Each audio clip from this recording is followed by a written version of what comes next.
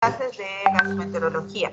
Así que ya habíamos revisado antes de la pandemia sobre lo que es enfermedad de reflujo. Sí, me están escuchando, ¿verdad? Sí, doctora. Sí, doctora. Ya, ok. Entonces, vamos a hablar sobre lo que es enfermedad de reflujo gastroesofágico. Recuerden ustedes que habíamos mencionado ya que es, que cuando normalmente nosotros excedemos entre nuestros alimentos, podemos tener un poco de reflujo, que eso es normal, pero ya se convierte en patológico cuando este es persistente, cuando esto es severo y cuando ya comienza a producir lesiones en la mucosa esofágica y afecta la calidad de vida del paciente. A partir de los 40 años, este reflujo se va incrementando y tenemos posibilidades más de tener esta lesión, si son varones que mujeres, una relación más o menos de 2:1, 3:1, y con epitelio de Barre de 10:1. ¿Qué sucede con las gestantes? Por el aumento de la presión intraabdominal va a haber también incremento del reflujo hasta en un 79%. Y la población general lo tiene como hasta un 4%. Entonces, cuando nosotros ya diagnosticamos reflujo o esofagitis, es que puede tener desde las formas leves hasta las formas ya más severas o las complicaciones como que es el esófago de Barre. Entonces, la enfermedad de reflujo viene a ser una enfermedad que se relaciona con el flujo retrógrado del contenido gástrico hacia el esófago y que puede tener pues varios síntomas. Ya vamos a hablar el principal, que va a alterar la calidad de vida del paciente y también va a producir o no un daño en el tejido. Las barreras anatómicas tenemos el diafragma crural, ¿no? Que haya una buena, que esté íntegro el ligamento frenoesofágico y el ángulo oblicuo, lo que es el ángulo de His y el cardias, ¿no? Entonces, esta triada es la que nos va a ayudar para que nuestro paciente pues no tenga esta enfermedad de reflujo. Las barreras fisiológicas tenemos al esfínter esofágico inferior, que haya una peristalsis y un clearance del ácido adecuado, el buffer salival y la gravedad o la postura erecta, ¿no? Entonces, que haya un buen control en el esfínter esofágico inferior nos va a ser de ayuda. ¿Cuáles son los factores entonces protectores en el esófago? La saliva, una buena depuración, que haya un buen esfínter esofágico inferior, que no esté hipotónico, la resistencia tisular, una peristalsis adecuada, el vaciamiento gástrico y la barrera del moco y la gravedad, ¿no? Los factores agresores pueden ser la hernia hiatal. Vemos acá el esfínter y todo esto es la línea Z. El reflujo ácido y de pepsina, que haya reflujo alcalino o que haya alteración en la motilidad. Bien, entonces, si nosotros hablamos de la fisiopatología, estamos teniendo que se produce como una disfunción en el esfínter esofágico inferior, hipotonía, puede haber relajaciones transitorias, lo que son los factores agresivos, que son las enzimas pancreáticas, la bilis, etcétera, y por otro lado nuestros factores de protección, ya sean anatómicos o los fisiológicos, para evitar que esta balanza vaya hacia este lado, ¿no? Los factores también clínicos asociados es, por ejemplo, aquellos pacientes, ya hemos mencionado, las gestantes que hayan tenido cirugías gástricas, cirugías esofágicas, esclerodermia, síndrome de Soliren-Ellison, patologías bronquiales. Vamos a ir directo a la que es la definición. Ya hablábamos nosotros que es ese pasaje del contenido del estómago hacia el esófago. Es retrógrado y es ascendente. Y recordemos que hay un reflujo fisiológico que ocurre por periodos cortos, es raro en la noche, y es por relajaciones espontáneas del esfínter esofágico inferior que no coinciden con la deglución.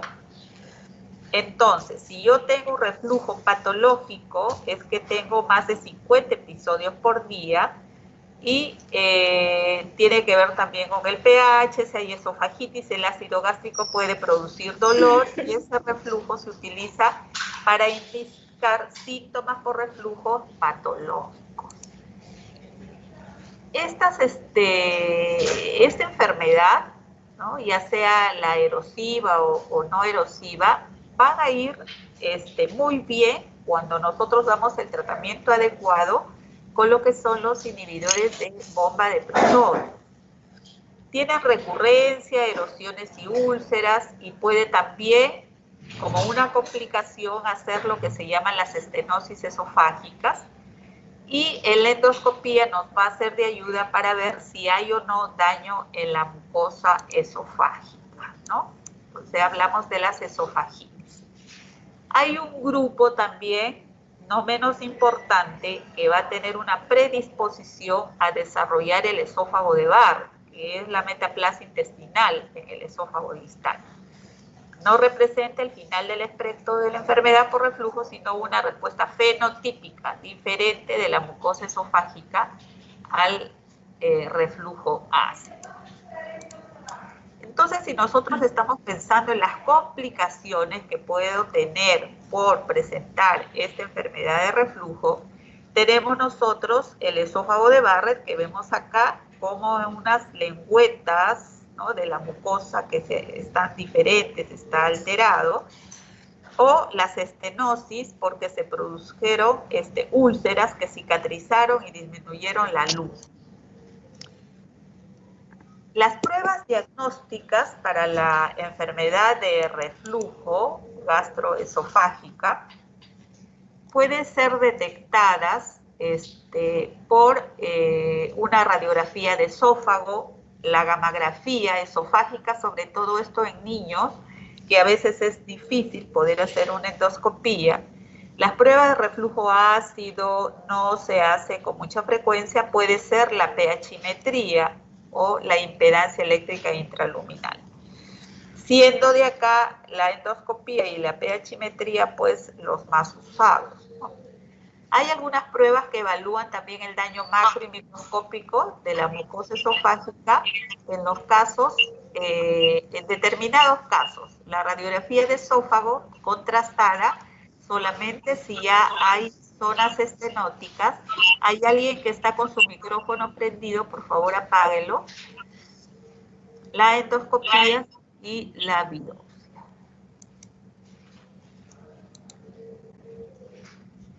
¿No? Las pruebas para ver los síntomas, el Bernstein, pHimetría, la prueba de inhibidores de bomba de protones, para aquellos síntomas con episodios de reflujo.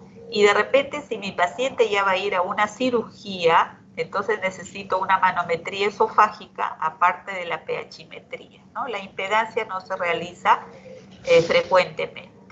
Y hay algunas pruebas también que evalúan la respuesta al tratamiento médico o quirúrgico, como la manometría o la pHimetría. Pacientes que han sido operados regresan después otra vez con la sintomatología igual como antes. Entonces, en ese caso sí necesitamos hacer estas pruebas para ver la evolución. Entonces, si yo tengo mi paciente con sospecha de enfermedad de reflujo gastroesofágico, importantísimo es ver el cuadro clínico, ¿no? Hacer la radiografía de esófago contrastada en los casos que haya estenosis, una endoscopía digestiva alta que me va a decir si hay o no lesión en la mucosa esofágica. La manometría no está indicada para todos los casos, de repente para los prequirúrgicos sí, y la pHimetría de 24 horas, que puede ser para aquellos síntomas atípicos en los cuales yo tengo duda de que si estoy frente o no a una enfermedad de reflujo gastroesofágico. La prueba de supresión de ácido para conocimiento, pero no se usa frecuentemente. Entonces, si nosotros pensamos ya en la sintomatología, estamos nosotros hablando de la pirosis, ¿no? La pirosis es el dolor retroesternal que se presenta con, puede ser hasta irradiación a esófago, con irradiación hacia la boca. Algunos pacientes dicen que sienten que, ¿no?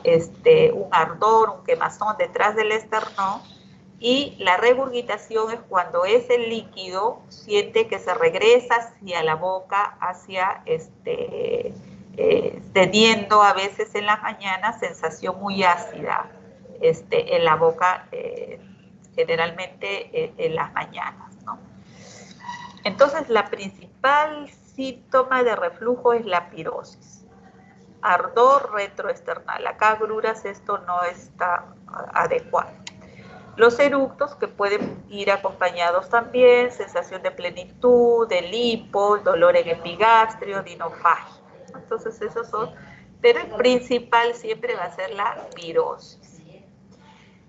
Una de las causas de dolor torácico no cardiogénico es la enfermedad de reflujo. Muchos pacientes pues llegan pensando que tienen problemas cardiovasculares y es una enfermedad de reflujo.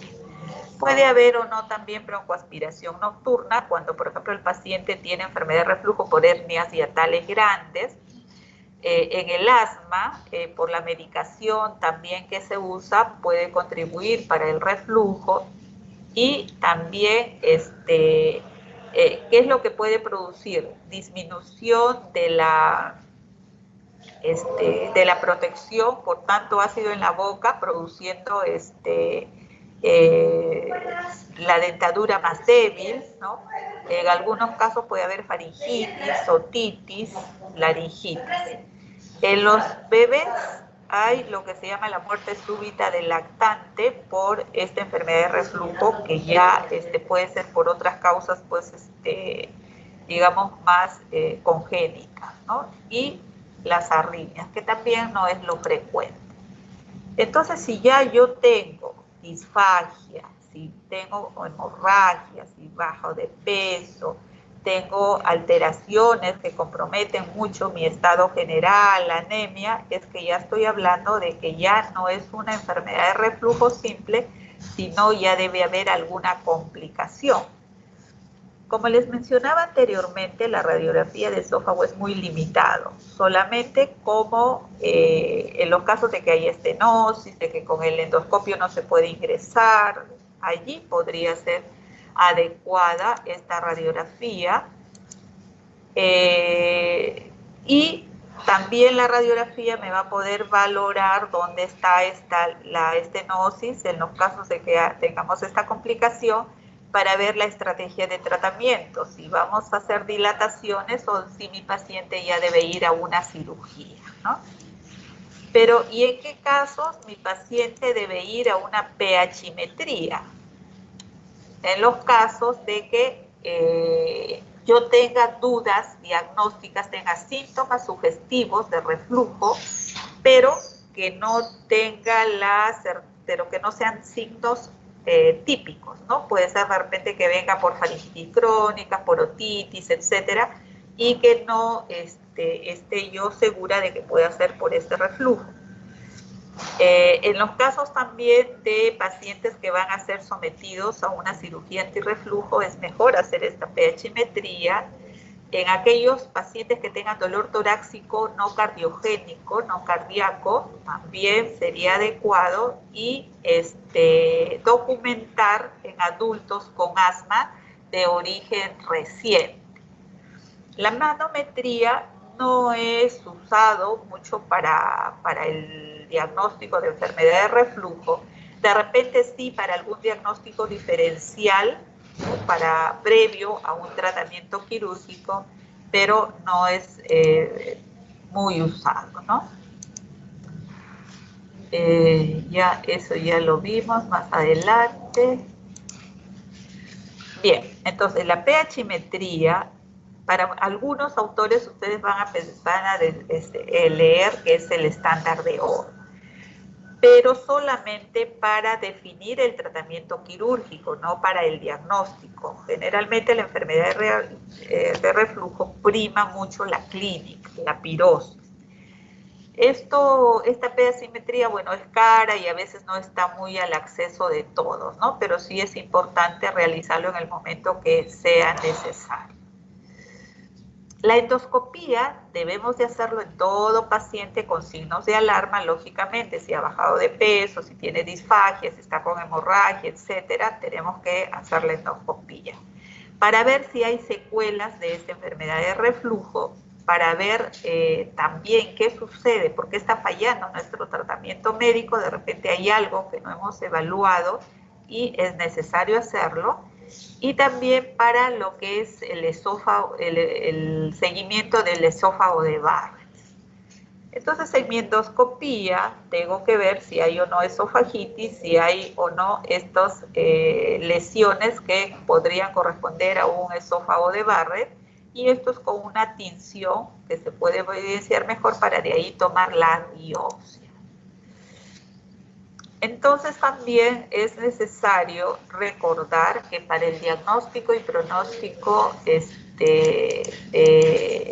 acuerdo al daño que encontremos en la endoscopía, pues es importante este procedimiento, y muchos de ellos van a tener una endoscopía negativa. De repente le hacemos la endoscopía y aparentemente su esófago está normal, pero tiene la sintomatología. Entonces eso se llama la enfermedad de reflujo gastroesofágica no erosiva. Tenemos nosotros endoscópicamente dos clasificaciones importantes para lo que es las esofagitis.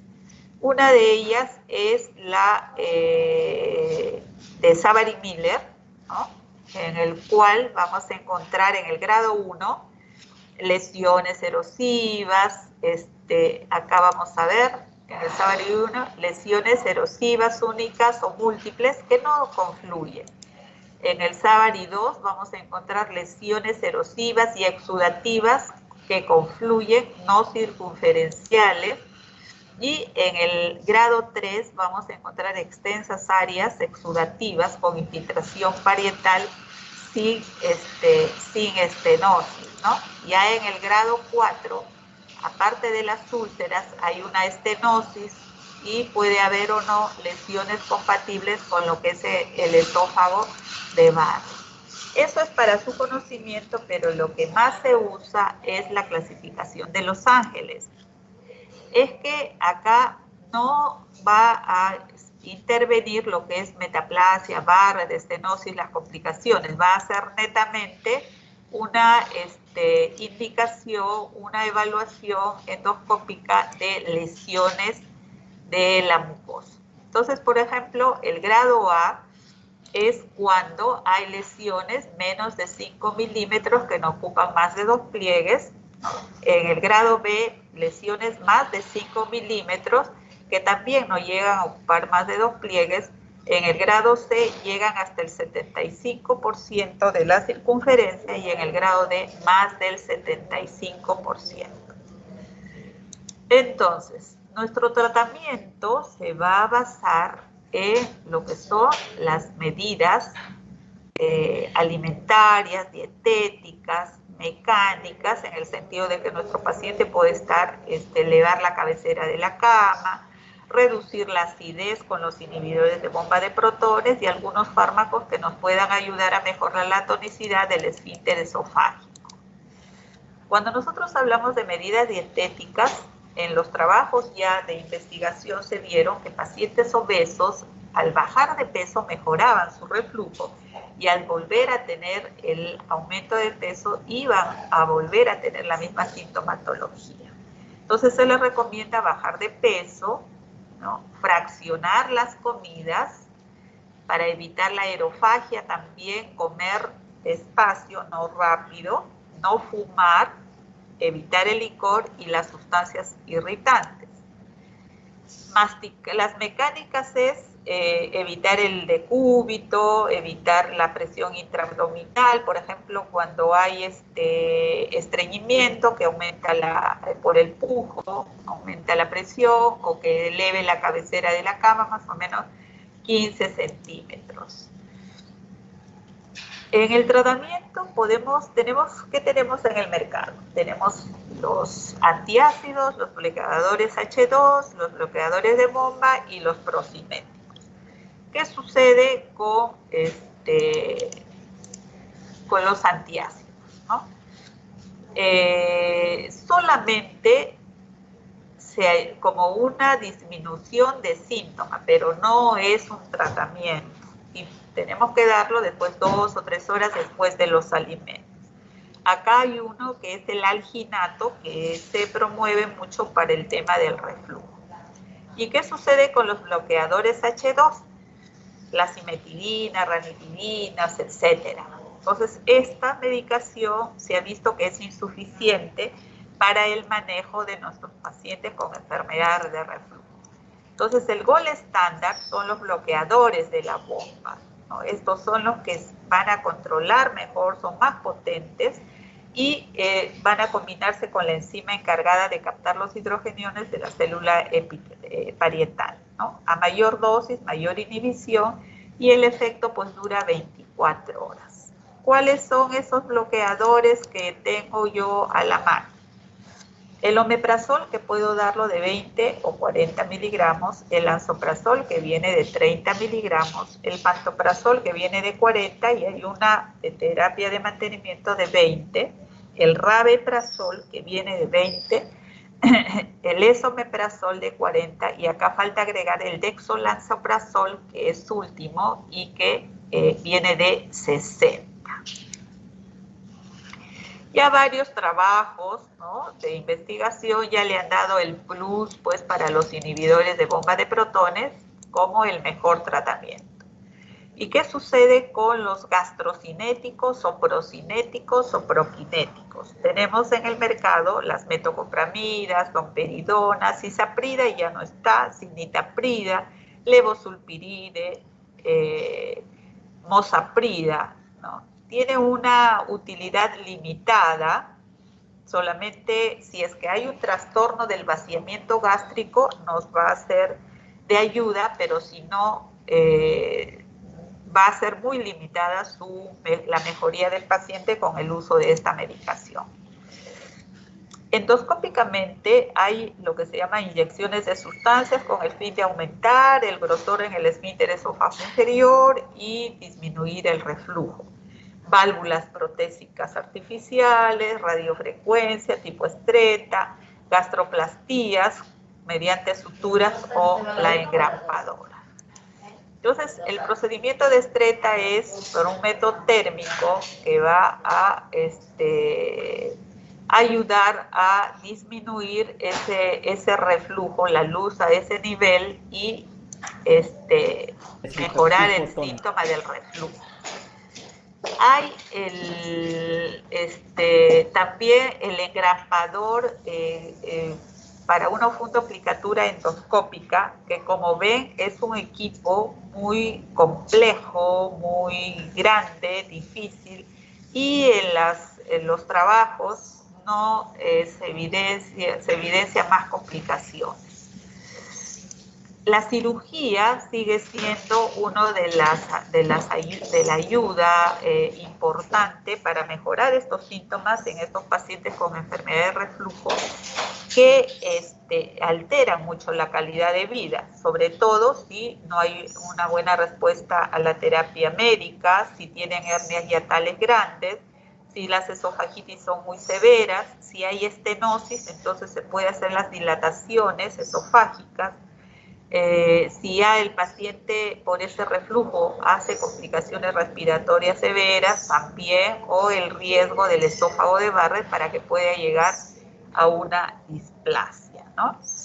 Entonces, nosotros mandamos a una cirugía para restablecer esa presión del esfínter esófago inferior y evitar, pues, que no haya la técnica en estos casos quirúrgicos es muy importante y tiene que ser vista por cirujanos con alta experiencia, porque el esófago es muy difícil de manejar y las complicaciones también son grandes. Entonces hemos tenido pacientes que después de una cirugía regresan otra vez por los mismos síntomas, ¿no?